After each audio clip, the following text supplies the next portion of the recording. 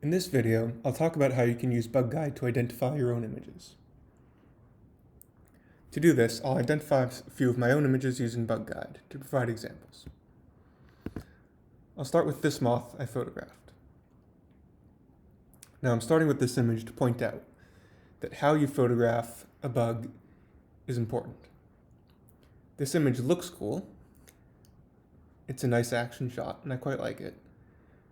But it's not particularly good as a photo for identification, because it's from an awkward, unusual angle, which makes comparing the moth in this photo to moths in the guide difficult.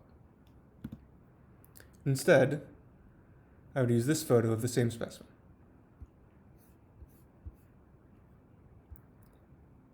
Now, I'll go to the Lepidoptera page, and some of the guide pages on BugGuide for higher taxonomy include overviews of the fauna, guides to superfamilies and families. So if I really had no idea what kind of moth this was, I could start by going through this guide. But let's say I know it's an octoid.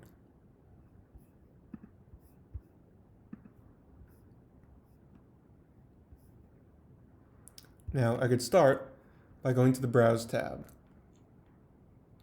This will bring up a list of subfamilies with 8 random images picked from the guide for each subfamily. In the case of large taxa, like the subfamilies of noctuids, the images tend to take a while to load, because the system has to go through the images in the guide and pick 8 random ones. So this can actually be a somewhat time-consuming process. And in the case of noctuidae, there are quite a few subfamilies, which makes browsing them, again, time-consuming. So we can pick an alternate method. In the Data tab, we can go through images to see if we can find a match. Now, I photographed this moth in Rhode Island, so I can pick images from Rhode Island or neighboring states.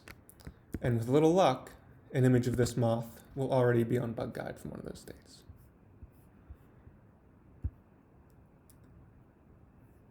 Now, if you do a search that generates more than 2,000 results, the images won't appear.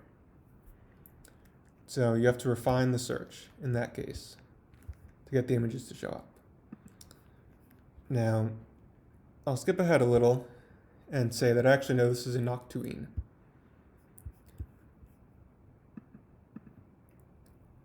And now I'll be able to do the search with just under 2,000 images appear. So if I go through, I can scan the images for close matches. And the reason I'm searching a neighboring state is that there are a lot of species and a lot of images on BugGuide of species that would not be expected to occur in Rhode Island. So I'm refining the search to save myself a lot of time, because I don't need to go through images of species that are found in the Southwest or in Florida.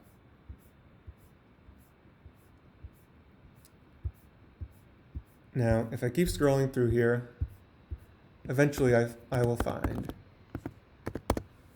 that there are, in fact, images of this species. A few of them are here.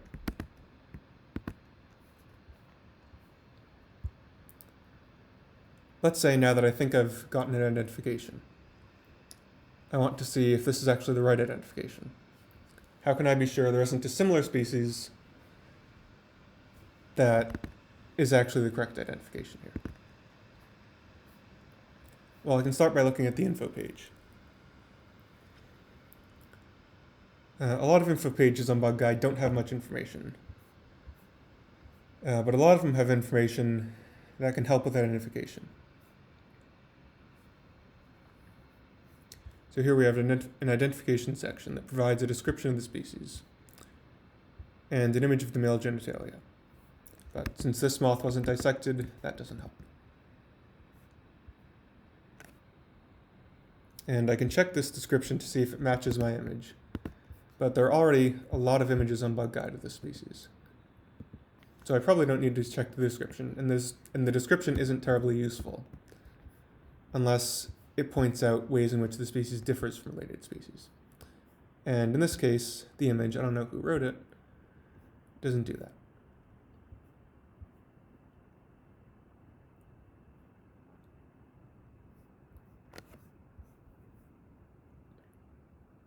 So there isn't anything on this page, in this case, that really tells me whether I can be certain this is the right ID. But if I move up a bit in the taxonomy to the species group,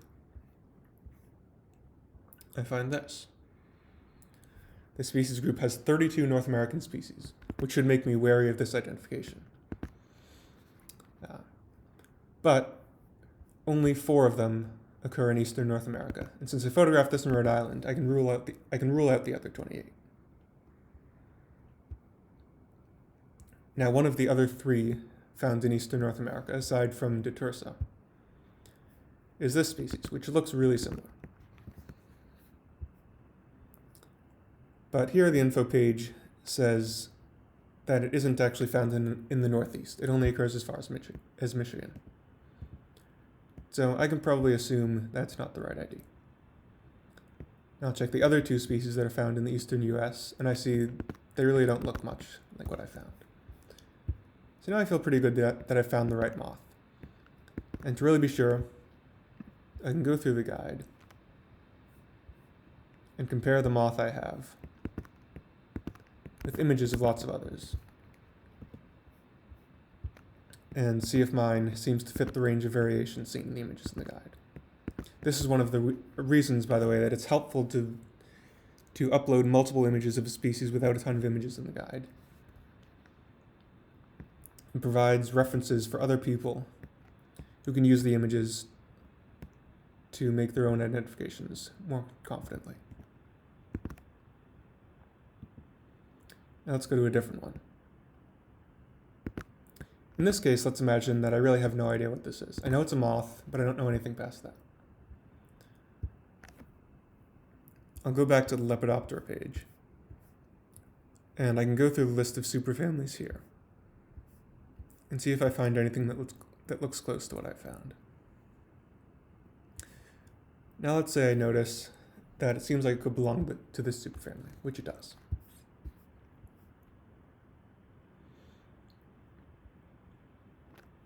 Now here I'm in luck. There's a guide on the info page that shows representative images of all the families in this superfamily that are found in North America. Now if I go through these images, I don't have a really great match to this moth. But there are a few families that look like stronger possibilities than others. And let's say I decide to start with this one, which seems like it could be the right one. Now I'm in luck again. There's another image array, this one showing images of each subfamily. And in this case, I've really lucked out because actually this species happens to be included in the image array. Now again, as I did with Euxoa detursa, I can check the info tab, see if there's information on identification. And here, the See Also section lists a couple similar species. And so I can check those to see if I might have seen those and not this one. I can also back up to the genus page. And if I go to the Browse tab, I can get images of each species. And again, see if this really is the only possible identification, at least among what's on BugGuide. Now, there's always a risk with identification on BugGuide that you'll think you have something identified, but actually there's a species not represented on BugGuide that is actually a better match for what you found. In the case of the Euxoa detursa, I know this wasn't the case because the guide page mentions the number of species found in North America and lists specific ones found in my area. Now this one lists 9 species. And editors try to keep these numbers up to date, but they are sometimes out of date. So let's hope it's up to date. I can see here only 6 are included on BugGuide. So I should consider it possible that one of the 3 species not found on BugGuide yet is actually what I've seen. And in the case of moths, I can always turn to Moth Photographers group. And I can run through the images like this and go through the genus, and I can make sure I've looked through images of all the species in the genus. To the end of it there. And again, I can be more certain about my identification. And BugGuide pages typically, not all of them do, but they typically have external links when there are other good identification tools available.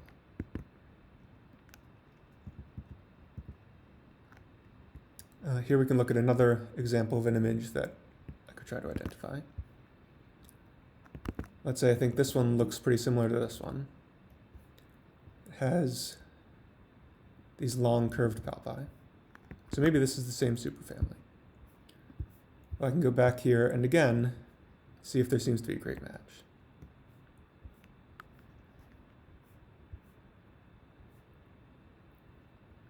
Now in the case of micromoths, one of the useful characters typically is the way the moth rests. And in this case, it's resting with its head on the substrate and the end of its abdomen and wings pointing up. And it also has very narrow wings. So if I look here, I see this one actually looks pretty close. And there isn't anything else that meets that description. So I can go to this family, and here there isn't a guide like the one here. There aren't a lot of these in the guide, but there are some, and the ones that do exist can be useful. But now I can try to identify, going back to the Browse tab. This subfamily looks like it probably has only one or a few species, and they don't look anything like what I found. And it looks like what I found might be in either one of those. There's a headstand in one, but these also have pretty skinny wings too. And now I'll skip ahead because I don't want to make this video take forever. And in fact, I see that this looks really close. And here I can go through the genera, and it looks like I found my match. And as before, I can go to the info page, see if there's information on identification. Especially if there isn't, I can back up in the guide. See if maybe there's information here. See how many species are in the guide. See if I can figure out how many might not be in the guide.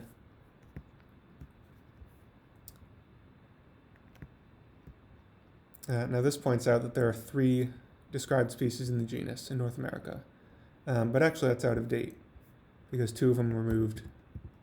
These 2 were moved to a different genus recently. So I'm actually going to change that after I finish this video.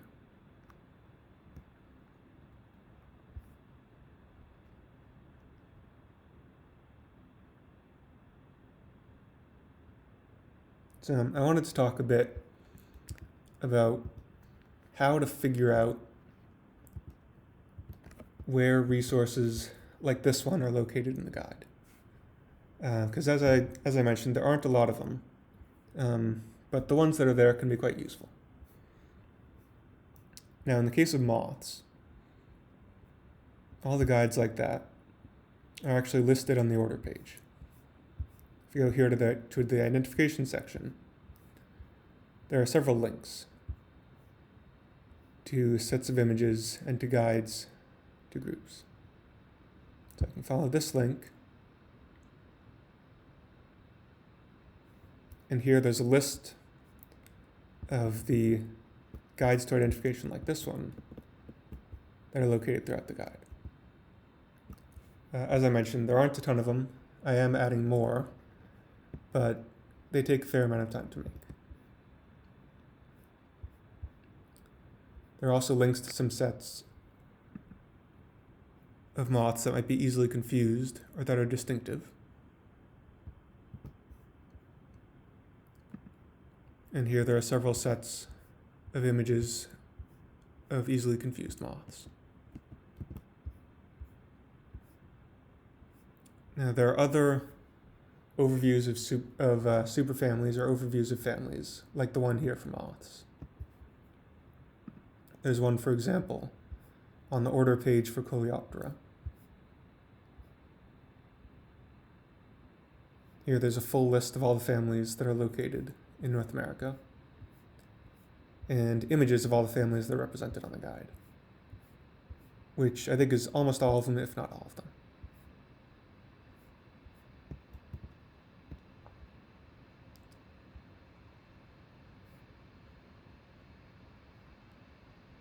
Now I can also go to the forums over here, and typically resources like the ones I've been talking about will be located in the articles section. And there are a lot of articles that have nothing to do with identification. But if I really want to go digging for another resource, it might be located here. But typically, any of the articles here, like this one that I went to earlier, will be linked to somewhere in the guide, in the guide back here.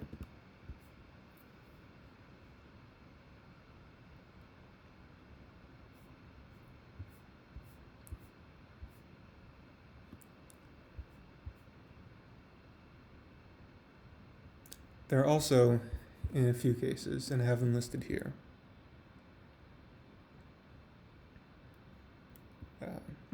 guides to groups that show all the species found in our area, with links to species that are not yet on BugGuide. And then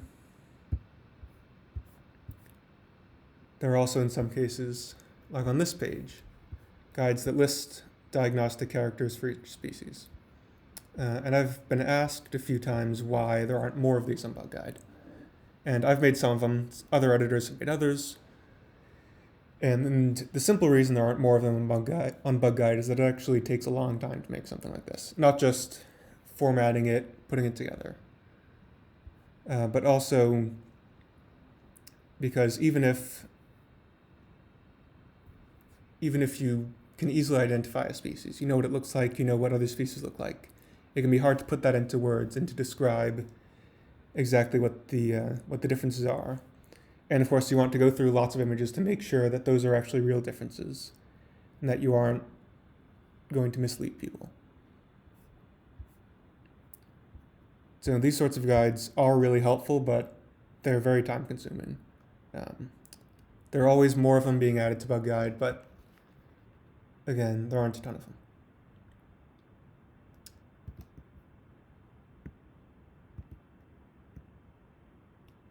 Another resource worth mentioning on BugGuide is that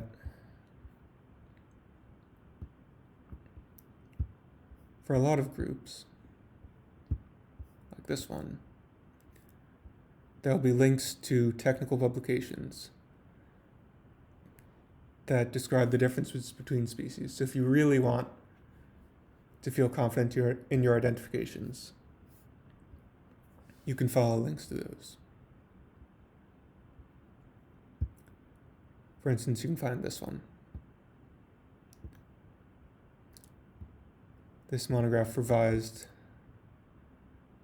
a number of groups in this family and listed all the species in this family found in North America, although at least a few have been described since, and provides a full explanation of characteristics used to identify genera and used to identify families, used to identify species.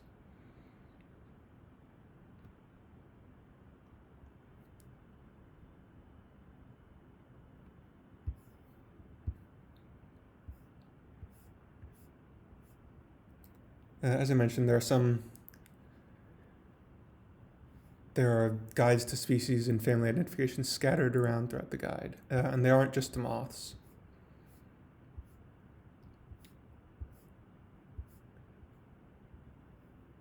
For instance, down here,